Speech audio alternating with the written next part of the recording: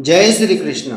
नमस्कार दोस्तों, आज मैं आपको गंगा मैया की संपूर्ण कथा सुना रहा हूँ। एक बार की बात है, नारद जी ने पूछा कि श्री हरि के चरण कमलों में प्रकट हुई गंगा किस प्रकार ब्रह्मा जी के कमंडल में रही। गंगा भगवान की प्रेयसी भी है, कहो ये सब बातें कैसे घटी। नारायण जी ने कहा, नारद, प्राचीन समय की बात है। जलमयी गंगा गौलोक में विराजमान थी। राधा और कृष्ण के अंगों से प्रकट हुई ये गंगा उनका अंश तथा साक्षात उनका स्वरूप ही है। जलमयी गंगा को अदिष्ट धात्री देवी अत्यंत सुंदर रूप धारण करके भूमंडल पर पधारी। तब वह गंगा कुछ लज्जा भाव से भगवान श्री कृष्ण के पास विराजमान हो गई। इतने में असंख्य गोपियों के साथ राधा भी आ गई। राधिका को आता देखकर कृष्ण उठकर खड़े हो गए और कुछ हंसकर आश्चर्य भाव से मधुर वचनों में बातचीत करने लगी। गंगा भी तुरंत उठ गई और राधा का स्तवन किया। राधा ने कहा, प्राणेश, आपके प्रसन्न मुख कमल को निहारने वाली ये कल्याणी कौन है? इसके मन में मिलने की इच्छा है। आपके मनोहर रूप ने इसे अचेत कर दिया है। इसके सब अंग पुलकित हो रहे हैं। राधा ने साध्वी गंगा से भी कुछ कहना चाहा। गंगा योग में प्रवीण थी। गंगा को योग से राधा का मनोभाव भी ज्ञात हो गया। अतः बीज सभा में ही अंतर्ध्यान होकर वे अपने जल में प्रविष्ट हो गई। तब सिद्ध योगिनी राधा ने योग से इस रहस्य को जानकर उस जल स्वरूपिणी गंगा को अंजलि में उठाकर पीना आरंभ कर दिया।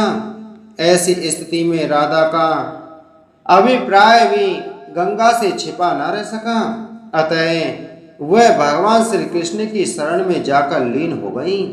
तब राधा ने गंगा को गोलोक, वैकुंठ लोक तथा ब्रह्मलोक आदि सब जगहों पर ढूंढा, परंतु वह कहीं न मिली।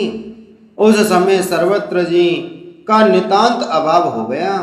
फिर तो विष्णु, शंकर, धर्म, इंद्र, सूर्य देवता और मुनिगण सभी गोलोक में आए। भगवान श्री कृष्ण को उपस्थित सभी देवताओं ने प्रणाम करके उनका स्तवन, उनका स्वागत किया। श्री कृष्ण ने देवताओं का अभिप्राय समझकर उनसे कहा, आप सभी महानुभाव गंगा को ले जाने के लिए यहाँ पधारे हैं, परंतु इस समय वह गंगा शरणार्थी बनकर मेरे चरण कमलों में छिपी है। मैं आप लोगों को उसे सहर्ष सौंप दूंगा, लेकिन आप पहले उसे निर्भय कर दें, क्योंकि राधा उसे पी जाने के लिए उद्यत थी। फिर तो वे सब देवता भगवती राधा को प्रसन्न करने में लग गए। भक्ति के कारण अत्यंत विनीत होकर ब्रह्मा जी ने अपने चारों मुखों से राधा जी की स्तुति की। ब्रह्मा जी की इस प्रकार की प्रार्थना पर राधा जी हंस पड़ी। उन्होंने गंगा की सभी बातों को स्वीकार कर लिया। तब गंगा श्री कृष्ण के पैर के अंगूठे के नखाग्र से मिलकर विराजमान हो गई। ब्रह्मा जी ने गंगा के उस स्वरूप को कमंडल में रख लिया।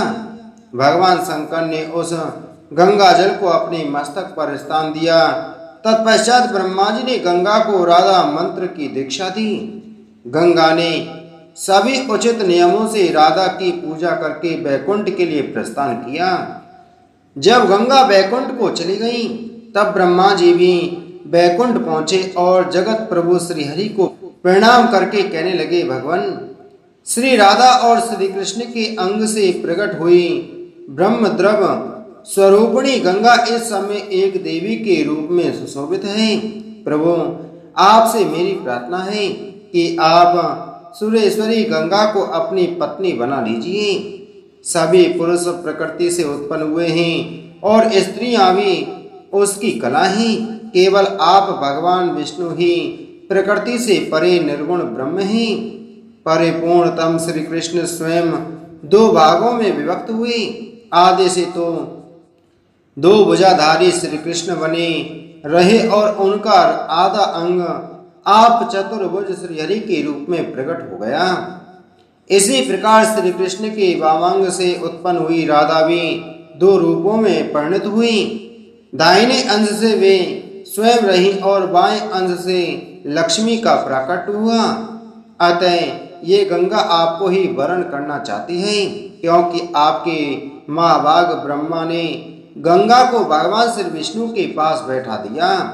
फिर स्वयं श्री हरि ने विवाह के नियमानुसार गंगा को ग्रहण कर लिया और वे उसके प्रियतम पति बन गए। जो गंगा पृथ्वी पर पधार चुकी थी वह भी समय अनुसार अपने उस स्थान पर पुनः आ गई। भगवान के चरण कमलों से प्रकट होने के कारण गंगा जी विष्णुपदी नाम से प्रसिद्ध हुई। तब से गंगा माँ को विष्णुपदी नाम से जाना जाने लगा। श्री नारायण जी से बोले, विष्णु जी के सानिध्य में रहने वाली यही गंगा और सरस्वती अभिशप्त होकर भारत में नदी रूप में बहती हैं। इन नदियों का सेवन करने वाले इस जन्म में गुणी और विद्वान बनते हैं तथा मरणोपरांत वैकुंठ प्राप्त करते हैं। प्रतिदिन गंगा में स्नान करने वाला गर्भवास के संकट से भी मुक्त हो जाता है। श्री नारायण के इस कथन को सुनकर नारद जी ने अपनी उत्सुकता न रोक पाते हुए पूछा, दोनों दिव्य देवियां गंगा और सरस्वती का विवाद किस कारण से हुआ, यह आप मुझे सुनाने की कृपा करें।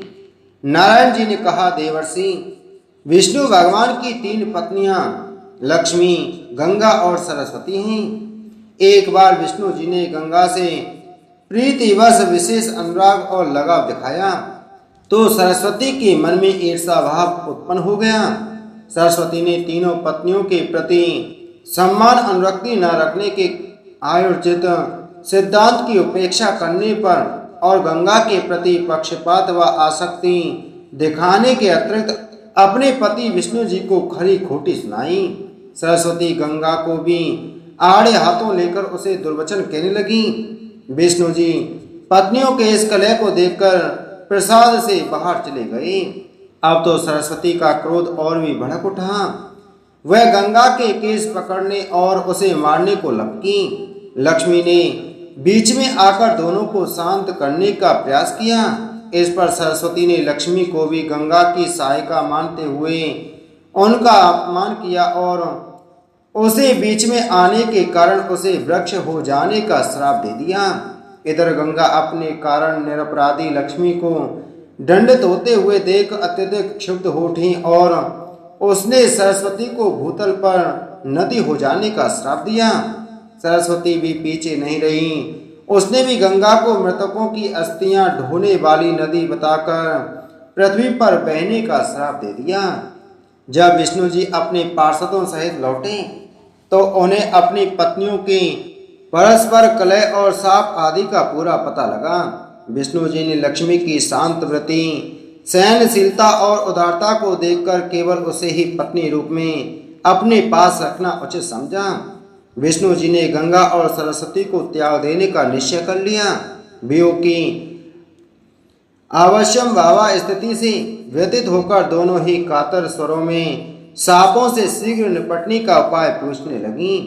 विष्णु ने उन्हें बताया कि गंगा तो नदी रूप में स्वर्ग, भूलोक और पाताल लोक में तृप्ता होकर बहेंगी और उसका स्थान शिव जटाओं में भी होगा। अंश रूप में ही वह स्वर्ग में मेरी सन्निधि में रहेंगी। सरस्वती प्रधान रूप पृथ्वी तल पर रहेंगी और अंश रूप में मेरे पास। लक्ष्मी तुलसी वृक्ष बनकर मेरे शालग्राम पत्नीत्व ग्रहण करेंगी। स्वरूप से ब्रह्म विवाह करके समग्र और स्थायी रूप से मेरी पत्नीत्व ग्रहण करेंगी। दोनों देवियां शापानुसार नदी रूप से पृथ्वी पर आईं। पृथ्वी पर स्रोतों में जो सर जल दिखाई देता है उस सर का स्वामी सरस्वान कहलाता है और सरस्वान की पत्नी होने से ही सरस्वती कहलाई। सरस्वती नदी तीर्थ रूपा है। वह भी पापियों के पाप नाश के लिए जलती अग्नि के समान है। हे वत्स, यही गंगा और सरस्वती साप से भूलोक में नदी बनकर बहती हैं।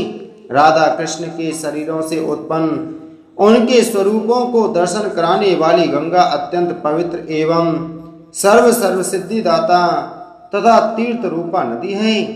गंगा जी की उत्पत्ति के विस्तृत प्रसंग में नारद जी ने पूछा, भगवान, विष्णु स्वरूपा एवं विष्णुपति नाम से विख्यात गंगा भारतवर्ष में किस प्रकार और किस युग में पधारी, पापों का नाश करने वाला यह पवित्र प्रसंग मैं सुनना चाहता हूँ।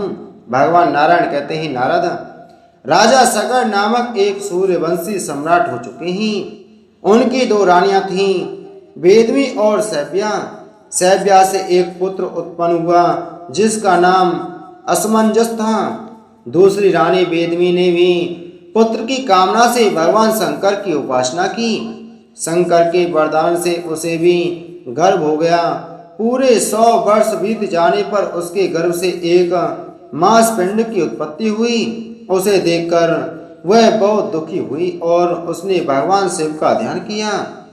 तब शिव जी ब्राह्मण के वेश में उसके पास पधारे और उस मांस पिंड को 60,000 भागों में बांट दिया। वे सभी टुकड़े पुत्र रूप में बदल गए।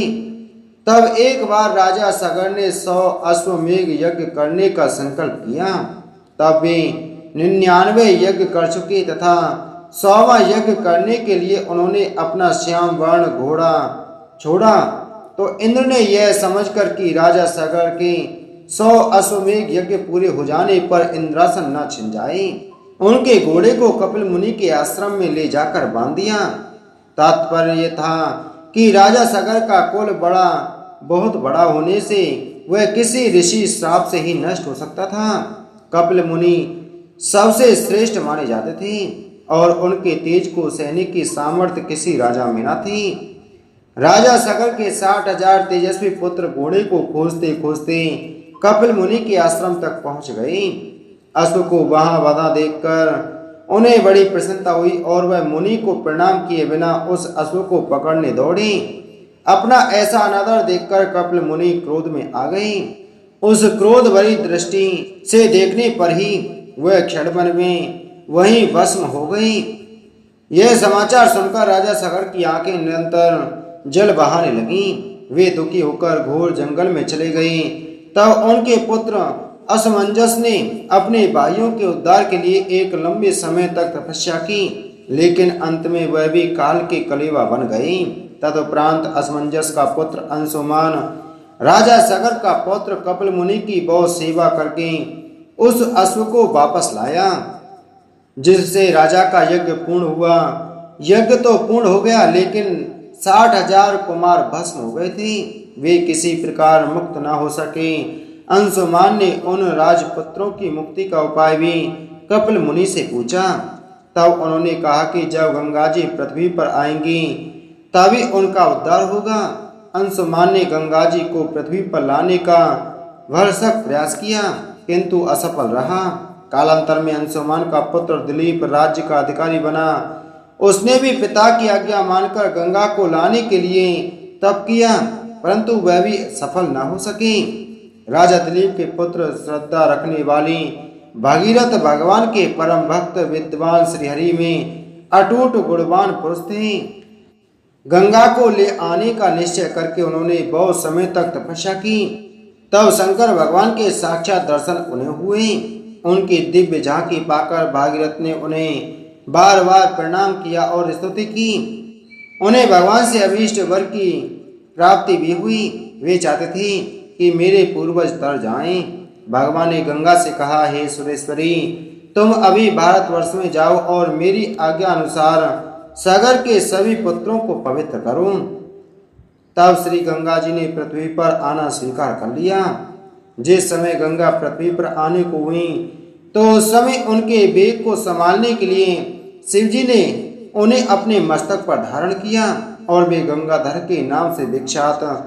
फिर जब जटाओं में से उन्होंने एक बूंद छोड़ी तो गंगा का पृथ्वी पर अवतरण हुआ। गंगा भूतल पर उतरकर राजा भागीरथ के पीछे पीछे चली। वेग के कारण मार्ग में ऋषि का आश्रम बह चला। मुनि कुपित हो गए और सारी नदी का आचमन कर लिया।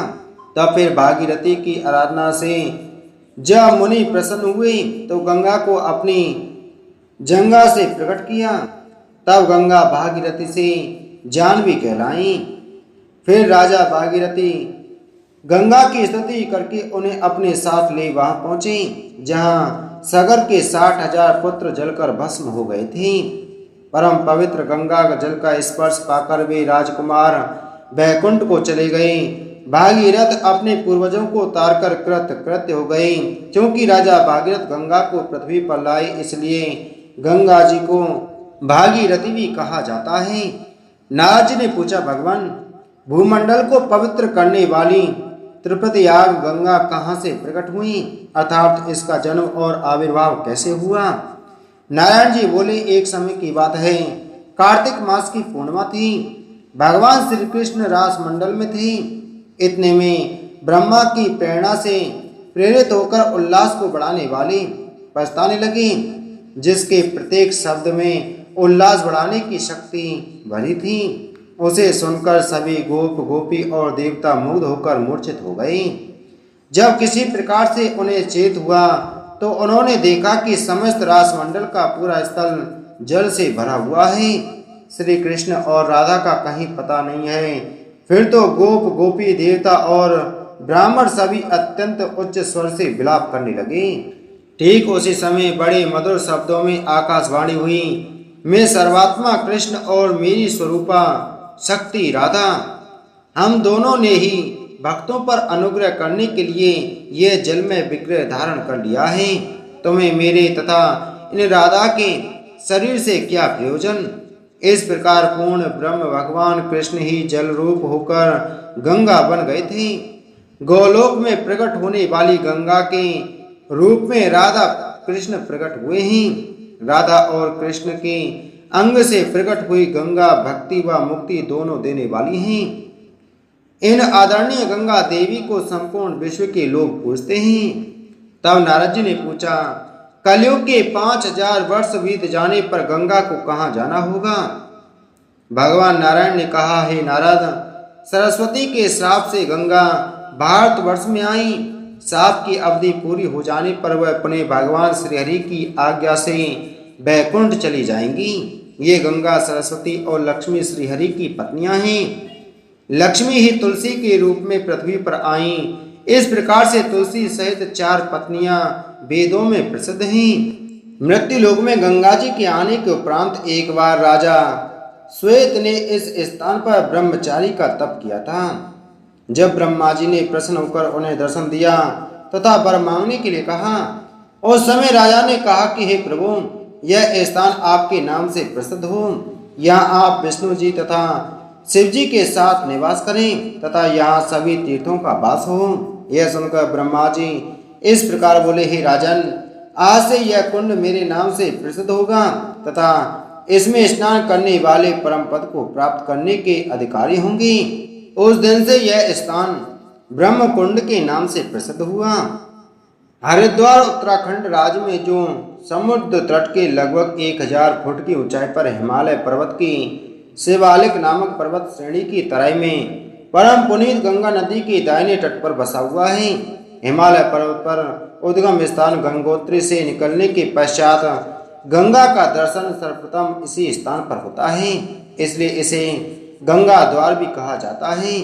इसके अतिरिक्त विभिन्न कारणों से इस स्थान के कुछ नाम और भी हैं, जैसे श्री शिव जी के परम धाम पंच केदार के दर्शन के लिए शैव लोग इसी मार्ग से जाते हैं।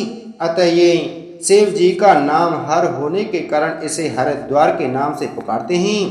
पवित्र देवभूमि उत्तराखंड को स्वर्ग की उपमा दी जाती है, क्योंकि यह देवताओं का विहार स्थल एवं तपस्वी ऋषि मुनियों का साधना स्थल है, इसलिए इसे स्वर्ग द्वार भी कहा जाता है।